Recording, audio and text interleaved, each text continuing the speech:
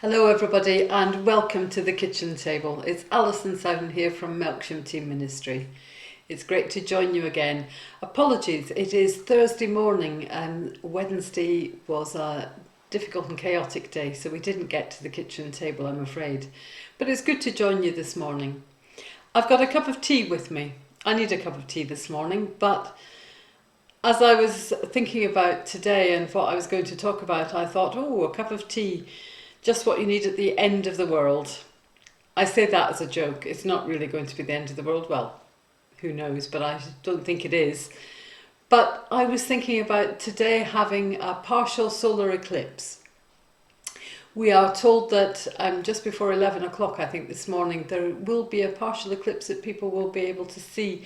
But I'm gazing at the skies over Melksham out of my kitchen window and they are covered in cloud. So I'm not holding out much hope. However, it made me think about another day in August 1999 when there was an eclipse, and I joined thousands of other people as we went to Portland Bill, to the Isle of Portland, in our thousands to watch the solar eclipse. It was an amazing event. We were there gathered along the cliff tops. And we waited, and there was chatter and buzz and excitement, and all of a sudden there was movement, the moon moving across the sun, taking us into darkness, and all the seabirds came in and roosted, thinking it was night time. There was a silence across the whole of the place. Children stopped chattering. Everyone was in awe of what was happening. Were you there? Maybe not on Portland, but maybe you went somewhere else. My cousins Douglas and Kirsty came with a carload of their friends, bypassing Weymouth and driving all the way down to Land's End to get a really good view. It took them hours and hours and hours to get home. But they wanted to be part of something. Of course, it's not something new. Solar eclipses have been happening since the beginning of time, I imagine. And across the centuries, people have responded to them differently. There was once a pope who got the magicians out in force because he was trying to counter magic, the magic of the moon. Afterwards, when it was said to be a foretelling of the collapse of his papacy, he forbade people to have anything to do with astrology. In different times and in different places there have been all sorts of fears tied up with the eclipse. Of course, the Bible talks about lunar events and solar events at the end times. We will see great things happening in the sky that will tell us that the last days are here. Now, I don't know when that would be. I'm hoping it's not this morning. I've got a busy day planned. But if it is this morning, I hope I'm ready for it, with a good cup of tea and a heart ready to welcome Jesus.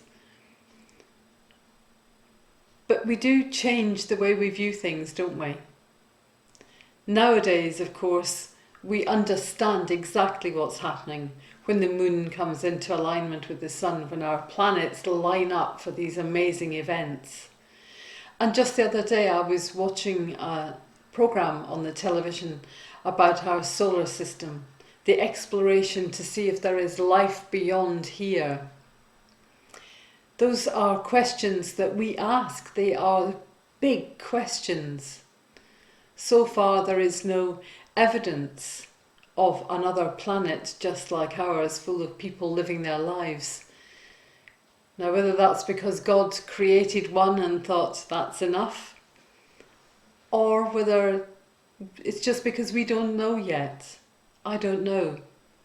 But for me, the existence of God and in the creation of our world is what I find to be helpful and important in my life. And in the midst of a global pandemic, and even as we come to move out of that, there are always things that will happen in our world that are beyond our ken, beyond our ability to control. And I think that's what feels really important to me today as we think about that solar eclipse. There is a whole world out there playing out its life. There are things that you and I can't change, but there are things that you and I can place in the hands of God and know that even though times are difficult and life is unpredictable, we can hold fast to the hope and the promise that we find in God. That keeps me moving forward. It keeps me being able to be in absolute awe of the wonder and the beauty of creation. When I first watched that solar eclipse in 1999, I had no sense of God in my life. I didn't believe, but I understood there was something amazing about our world and beyond, and I knew I didn't have the answers. Today, the answer for me is God in that place of creation. But there are still so many things that you and I can't control. So all we can do is have our cup of tea, live our lives as best we can, and be ready to stand in awe at the wonder of our world and our planets beyond it. To gaze around at the glory and the beauty of the world, and to seek to make it a better place in any way we can.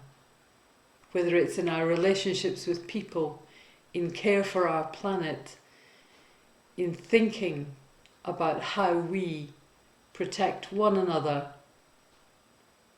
whether it's from COVID or from whatever might come upon us. When we do it with hearts filled with hope, it makes our world a better place. I hope you might be sitting somewhere with a better view of the skies than I have today. And if you're in Canada or somewhere that's got a fabulous view, enjoy your moment of awe. And if you can't see it, know that it's there and happening still, because that's just how we are with God. Not seen, but known in our hearts. Have a good day, and I'll see you at the kitchen table on Sunday morning. God bless, and bye for now.